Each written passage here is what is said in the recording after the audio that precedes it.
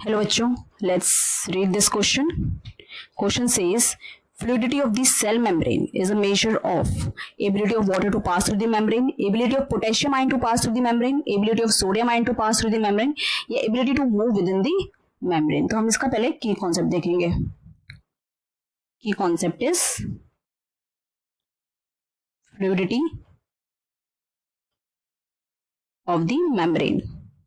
Fluidity of the membrane समझने के लिए हमें थोड़ा बहुत प्लाज्मा मेम्ब्रेन के स्ट्रक्चर के बारे में पता होना चाहिए. अब प्लाज्मा मेम्ब्रेन के यहाँ पर स्ट्रक्चर देखोगे कैसा दिख रहा है आपको, बाई लेयर स्ट्रक्चर दिख रहा है ना. एक लेयर ये है, देखो यहाँ पर बीच में देखो, एक लेयर ये हो गई, एक लेयर ये हो गई और एक लेयर इधर से आ रही है. दो लेयर है तो इसलिए हम बोलते हैं बाई लेयर. तो अगर यहाँ पर हम देखें, थोड़ा सिंपल वे में समझने की कोशिश करें तो ये तो हो गया हमारा पोलर हेड, ये होगी नॉन पोलर टेल.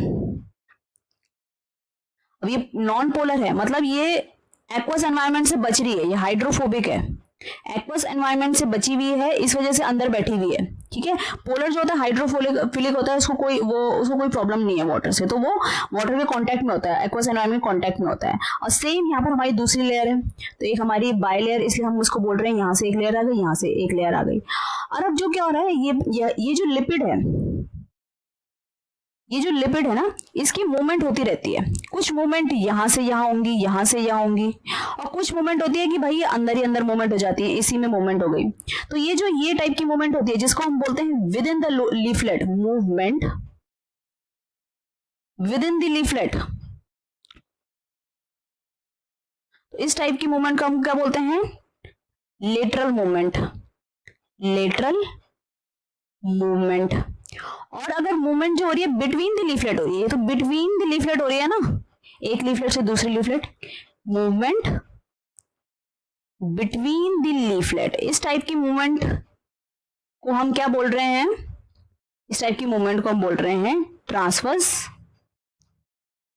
मूवमेंट. और ये जो ट्रांसवर्स मूवमेंट होती है ना, बहुत ही अनकॉमन होती है ना. हमारा जो फ्लूइडिटी होती है वो किस पे डिपेंड करती है, फ्लूइडिटी हमारी डिपेंड करती है लेटरल मूवमेंट पे, लेटरल मूवमेंट पे. तो जितनी ज्यादा लेटरल मूवमेंट होगी, जितनी ज्यादा मूवमेंट होगी उतनी ज्यादा फ्लूइडिटी होगी मेम्ब्रेन की, जितनी कम मूवमेंट होगी उतनी कम फ्लूइडिटी होगी. तो अब हम आते हैं कि क्वेश्चन में हमसे क्या पूछा गया है कि फ्लूइडिटी सेल मेम्ब्रेन की किस पे डिपेंड कर रही है, इज द मेजर ऑफ. हमने क्या बोला कि भाई किस पे डिपेंड है, लेटरल मूवमेंट पे.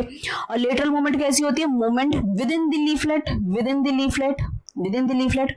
तो अब आ जाते हैं हम क्वेश्चन में. एबिलिटी ऑफ वाटर टू पास, कोई मतलब नहीं है, इससे हमारी फ्लूइडिटी नहीं डिफाइन होती. Ability of potassium ion to pass, नहीं. Ability of sodium ion to pass, नहीं. Ability of move within the membrane, बिल्कुल सही बात है, लेटरल मूवमेंट.